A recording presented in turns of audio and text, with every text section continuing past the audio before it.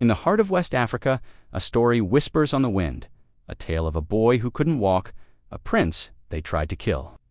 His name was Sundiata Keita, and his destiny was to rise from the dust of exile and forge an empire. This is the story of the Lion King and the birth of Mali. Our journey begins in the 13th century, a time of turmoil. The once great Ghana Empire had crumbled, leaving a power vacuum. Into this void stepped a ruthless sorcerer king, Sumanguru Kante, leader of the Soso people. Sumanguru was a tyrant of immense power, feared for both his military might and his dark magic. He conquered kingdom after kingdom, his iron-fisted rule crushing all who opposed him.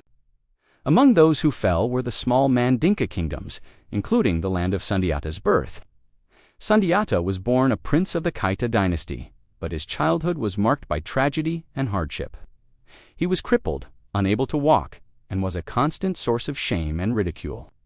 Following a prophecy that he would one day become a great ruler, the reigning king, his own half-brother, grew fearful.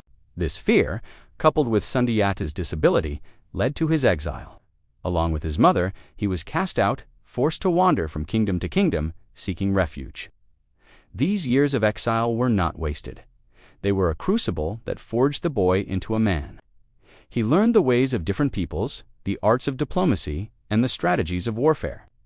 Most importantly, he learned to walk. Legend tells us that, spurred on by an insult to his mother, Sundiata willed himself to stand, using an iron rod for support. He not only stood, but he grew into a warrior of legendary strength and charisma. His story of overcoming adversity spread, and he became a symbol of hope for the oppressed Mandinka people. Meanwhile, Sumanguru's tyranny grew unbearable. He had conquered Sundiata's homeland and ruled with cruelty. The Mandinka people yearned for a savior, someone to deliver them from the sorcerer king's grasp. Their hopes turned to the exiled prince, the boy who had defied his fate. Delegations were sent, pleading with Sundiata to return and lead them to freedom. The time had come. Sundiata, now a formidable leader, gathered a coalition of allied kingdoms, uniting the disparate Mandinka clans under a single banner. He was no longer just a prince. He was the hope of a nation, the lion poised to reclaim his pride. His army, though smaller than Sumanguru's, was bound by a shared desire for liberation and a fierce loyalty to their leader. The stage was set for a final, epic confrontation. In 1235, the two armies met at the Battle of Keita. This was more than just a clash of soldiers. It was a battle of destinies, a struggle between freedom and tyranny, and a contest of magic. Sumanguru, protected by his sorcery, seemed invincible. But Sundiata had his own secret weapon. He had been told that Sumanguru's only weakness was a specific type of arrow, one tipped with the spur of a white rooster. In the heat of battle, Sundiata aimed true. His arrow grazed Sumanguru, and instantly the sorcerer king's powers vanished. Seeing their leader's magic fail, the Soso army lost heart and fled. The victory was decisive. Sundiata, Keita, had defeated the tyrant and shattered his empire.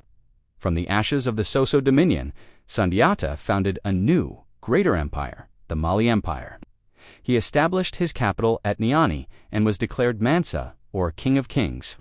His victory at Keita was not just a military triumph, it was the birth of a nation. As Mansa, Sundiata proved to be as skilled a statesman as he was a warrior. He was a unifier, bringing together diverse ethnic and linguistic groups into a federated empire. He established a system of government and a code of laws known as the Kurukan Fuga, an oral constitution that addressed everything from social classes and property rights to environmental protection. It was a remarkable achievement in governance, promoting justice, solidarity, and peace. Under Sundiata's rule, the Mali Empire flourished. He took control of the lucrative trans-Saharan trade routes, which brought immense wealth in gold, salt, and other goods. Agriculture thrived, ensuring the prosperity of his people. He created a standing army to protect the empire and maintain stability. Sundiata laid the foundation for what would become one of the wealthiest and most powerful empires in the world. His reign, which lasted until around 1255, ushered in a golden age for West Africa.